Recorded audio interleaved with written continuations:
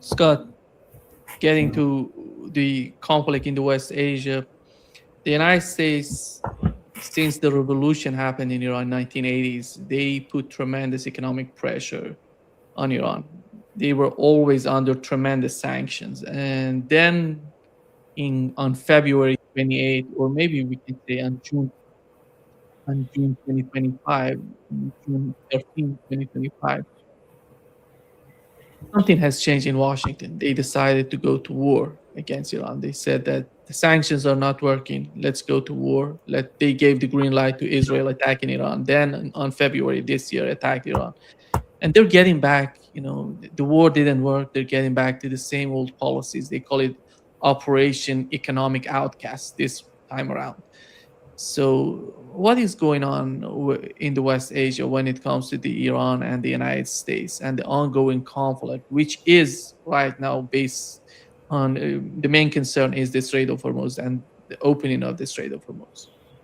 First of all, I think we need to have some clarification with your audience or anybody, because maybe your audience is sophisticated. My audience is like me. When you say West Asia, we're talking about the Middle East, but it's the more politically correct term. I think there's a feeling amongst the people who live in that region that when you say Middle East, you're imposing Western colonial type thinking on the region, that the region wants to identify by something that's more accurate. Because what is Middle East? In the middle of what? It implies that it's not at the center of anything. So West Asia is a geographical location. So that's why we're using the term West Asia. I think, at least for people who follow me, that's why we're using the term. It's not just politically correct, but it's a more accurate term, and it's respectful of the people who live in that region, as opposed to, bringing in the old school colonial style thinking, the Middle East. I still use Middle East. I still think that way. I'm sorry, but I'll use West Asia. I'll do my best to conform. But American policy. What did Scott Bessent do when he stood up? I mean, we have to be honest about this, because it was a great show. It was an act of theater. That's all it was. What did he say? He said that we're going to have a D-Day type event. I mean, this is going to be D-Day, economic D-Day. D-Day is an invasion, to defeat and destroy an enemy. He invoked D-Day, but how many allies were standing with him when he spoke? Were the Europeans standing next to him? Were the Canadians standing? The Canadians aren't standing next to him. Right now, Canada doesn't like America very much. Neither does much of Europe. Were the Ukrainians standing with him? Were the Russians? No. Chinese? No. Indians? No. Nobody was standing with him. Why? Because he hasn't coordinated anything he said with any. He admitted it. We are now going to go out and rally support for this thing. So he's announced an invasion. That's like Dwight Eisenhower standing up saying, I'm going to invade France. I'm going to come across the Normandy beach. And now I'm going to go talk to the British to see if they could, get us some divisions to go across their beach, and maybe the Free French could throw in some people, and the Canadians, come on, Canada. Could you imagine going to Canada today saying, yeah, we need a couple divisions of Canadian forces to come across the beach and get slaughtered? Could you do that for us? Sure thing, America. We're such good friends. He stood alone. And then what did he say? As you parse it out further, what actions have actually been triggered against Iran? Zero. Nothing's happened. Why not? We're giving them a warning. Oh, so D-Day is a warning. This is like Dwight D. Eisenhower warning the Germans. If you don't unconditionally surrender, I'm going to go across this beach with the armies that I don't have. Okay, so it's a warning. And what about the secondary sanctions? Because, he threatened, if you stand with Iran, we will remove the dollar from you. He said that. Remove the dollar from you. Remember Putin said it's not Russia that pushed away the U.S. dollar. It's the U.S. dollar that pushed away Russia, which led to the situation where in September 12th and 13th in China, there's going to be the BRICS conference. And they're going to talk about de-dollarization because of the stupidity of Scott Bessent. But the other thing is they said, well, what secondary sanctions are you going to put on? He said, none. It would collapse the global economy. So he threatened an invasion that isn't taking place, isn't going to take place, and can't take place, because if it does take place and he acts out on what he said, the global economy collapses. So what's going on here? It's theater. Again, let me just make the following point. Because calendars matter. They really do. At the end of this month, that's like Monday, and the beginning of next month, Tuesday, I think the Shanghai Cooperation Organization is having a meeting in Kyrgyzstan, a summit. And all the big dogs are going to be there talking serious stuff like economy. Iran's going to be there. Iran's going to be there. And that means that nobody cares about the threats made by Scott Bessent. On September 12th and 13th, the BRICS summit is being held in Beijing. I wanted to go there, but something else came up, so I can't. Iran's going to be there. They're not isolated, are they? But those aren't the dates that are important. The dates that are important is the 24th of September, when Xi Jinping arrives in his state visit in Washington, D.C., something Donald Trump desperately wants. Remember that in the world today, there's one king, and his name is Xi Jinping. The United States is the Prince of America. We're not a king anymore. We could have been a king, except the king went to China back in, April, was it? And he was put in his place by the king. Trump was put in his place by Xi Jinping. Trump got nothing out of that relationship. Nothing. Crawled away.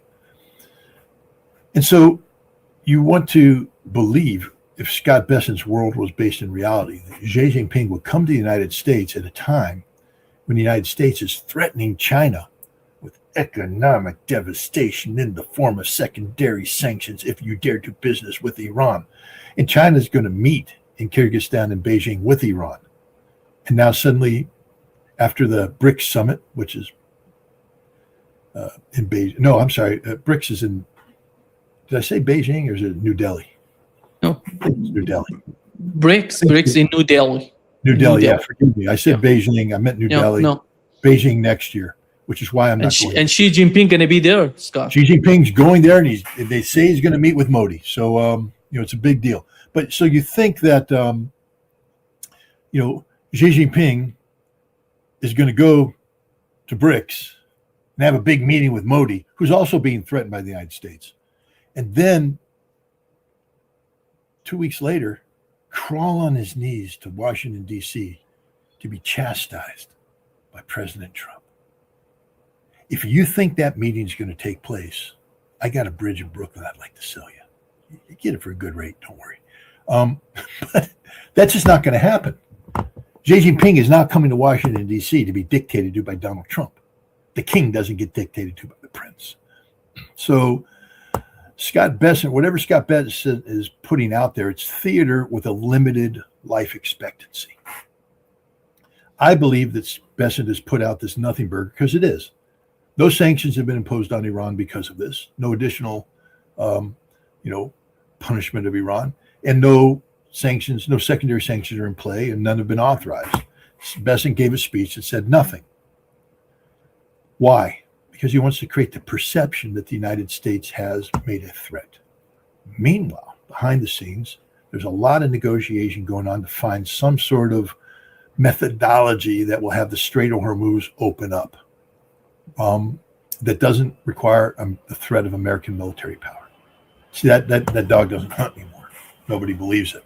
Not Iran knows it's not true, and nobody around the world believes that American military power can accomplish anything. So now Bessent has flexed the dollar.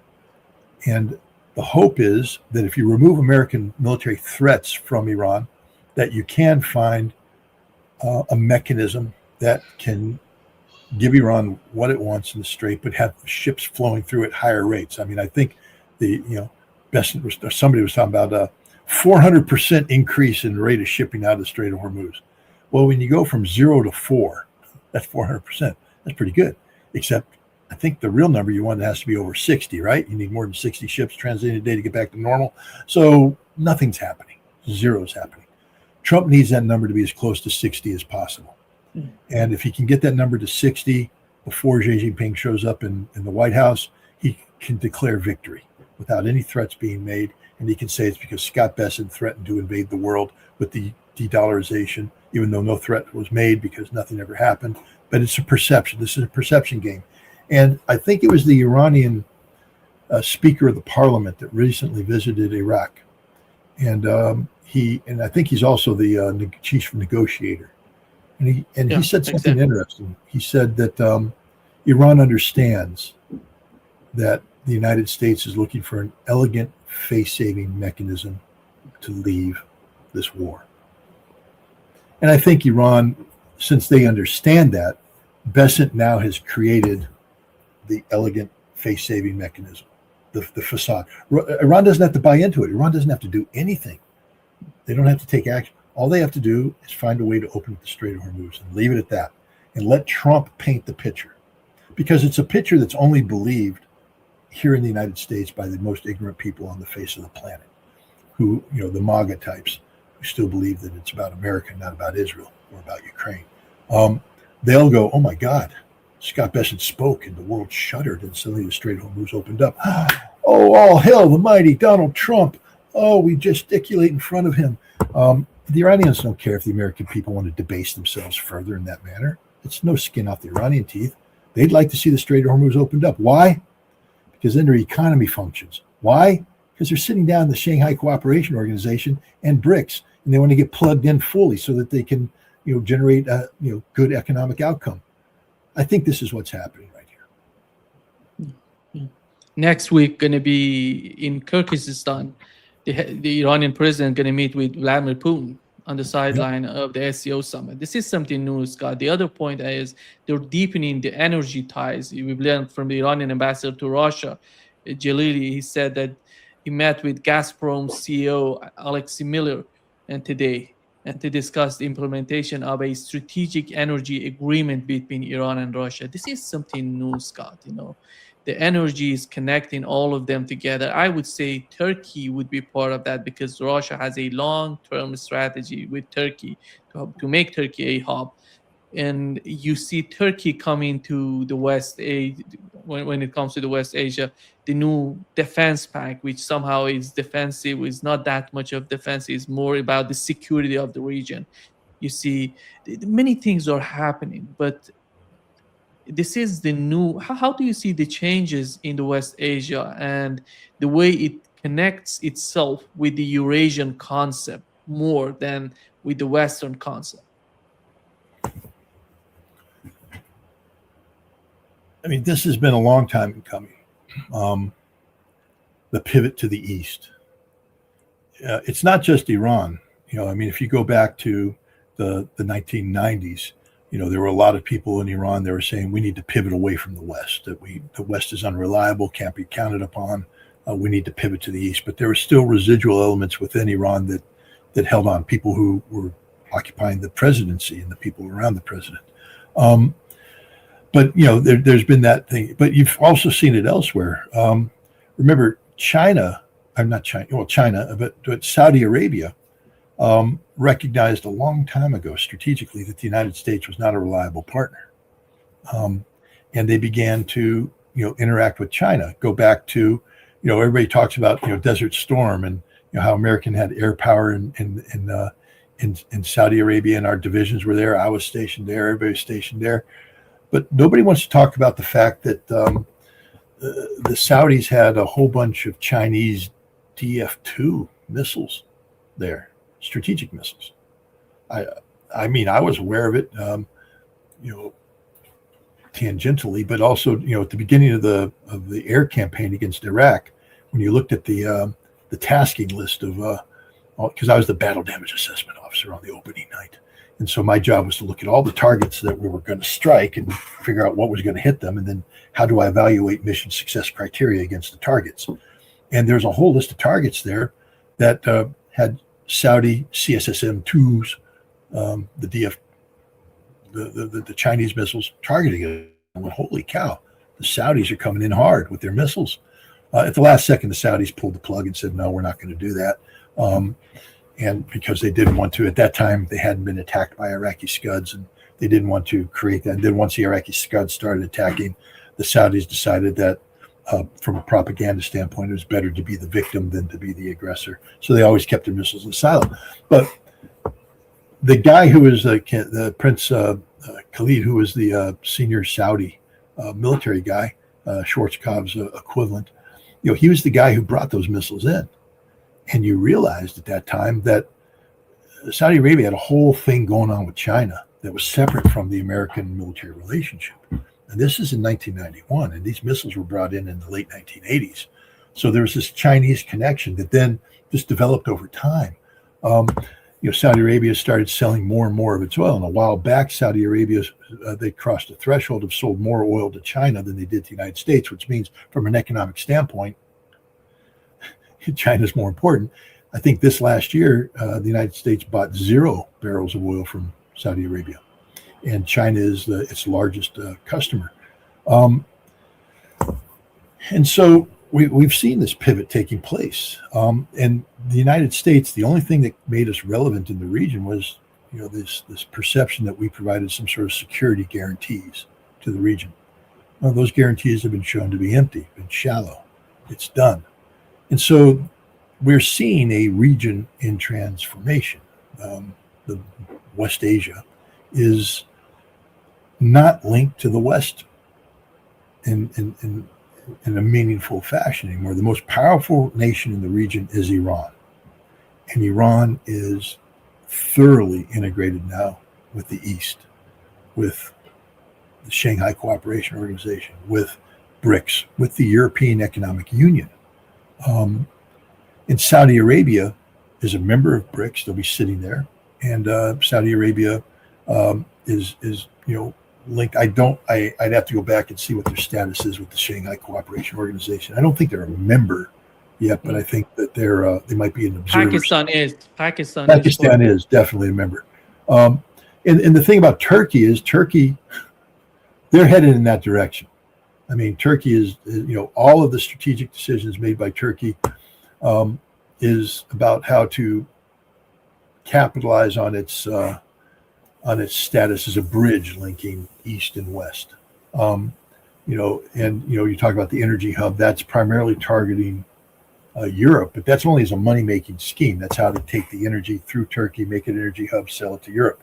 But if you take a look at what Turkey's been doing with Azerbaijan and Armenia, and this concept of creating the Zangezur corridor, it's so that you can go from Turkey through Azerbaijan, through the corridor, through Azerbaijan, on into Central Asia to create a Turkish inroad into the Central Asian markets. That's very important.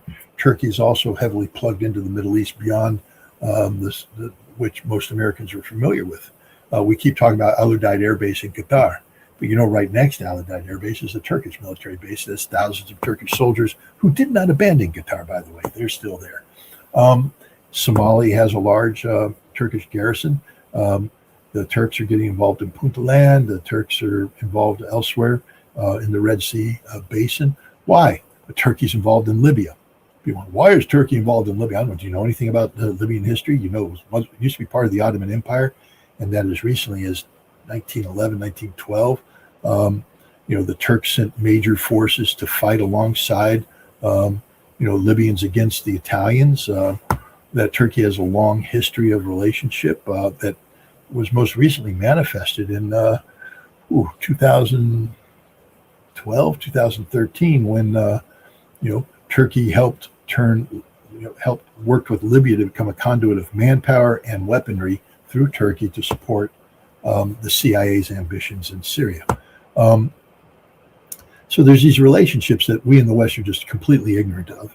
Do people know that in Syria, before all this happened, that there was a permanent Turkish military presence in Syria at a tomb in the north, the tomb of somebody I can't remember. I'm sorry, Suleiman, I think. Suleiman, yeah. Turks are everywhere, and the Ottoman legacy is important. It's very important. It can't be ignored.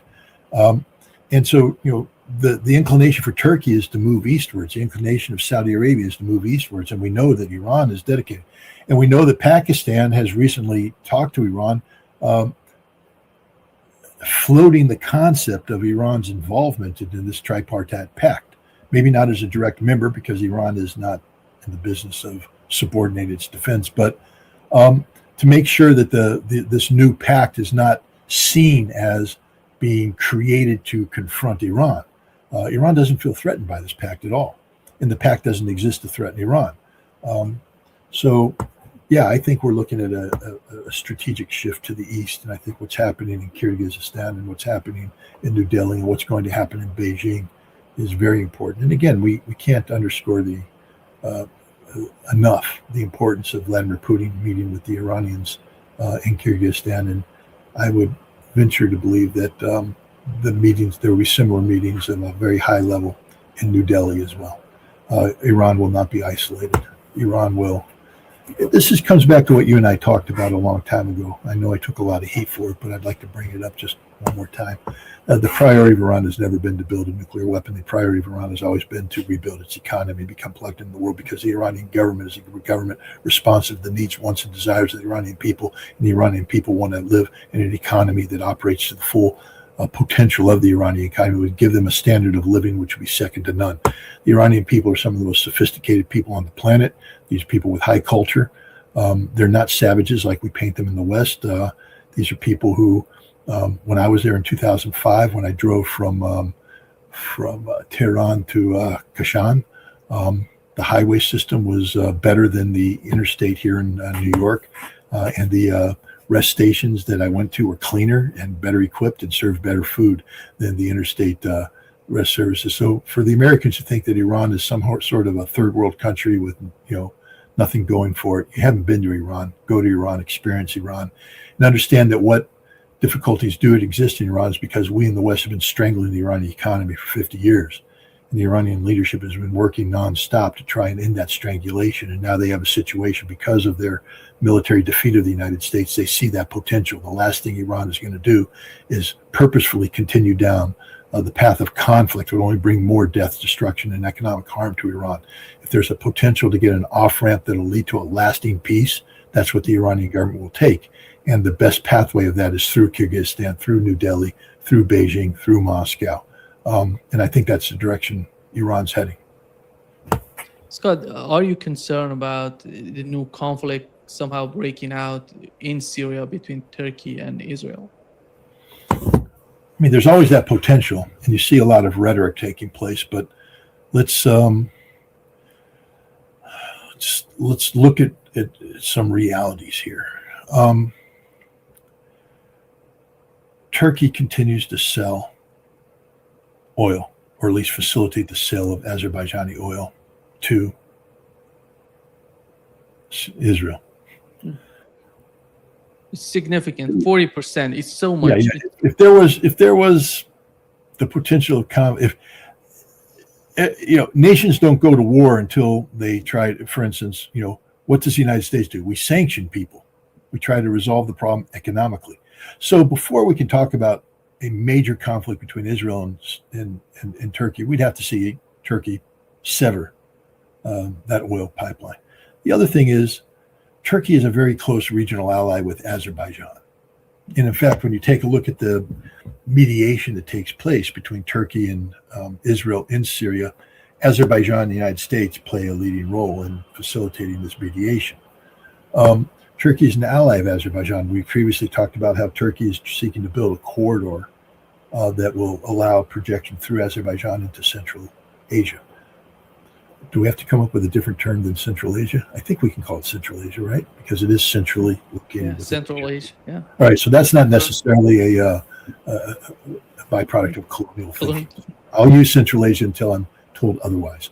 But there's that. Israel flew through Azerbaijani airspace to bomb Iran. That couldn't have been permitted unless Turkey allowed it to happen. People need to think about that. All right. Also, Turkish bases, radar installations, were used to track Iranian ballistic missile launches into Israel and were used as early warning for Israel. I'm just here to tell you that Erdogan says what he says about Israel because the majority of the Turkish people condemn Israel and hate Israel and despise Israel. But Erdogan understands that the Israeli economy is extraordinarily fragile and that he needs the United States to continue to underwrite the economy. He needs economic engagement with Europe.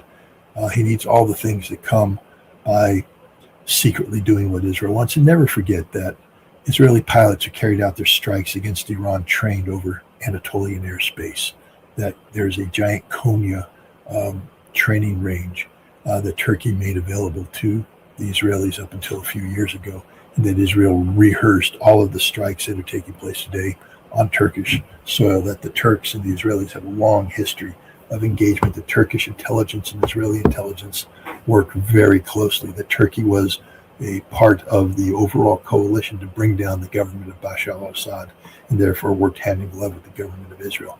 So I don't think there's any threat of Israel and Turkey going to war. I think there's a lot of theater taking place. Thank you so much, Scott, for being with us today. Great pleasure, as always. Okay, thanks a lot. Have a great day. Thank you. And see you soon, Scott. Bye-bye.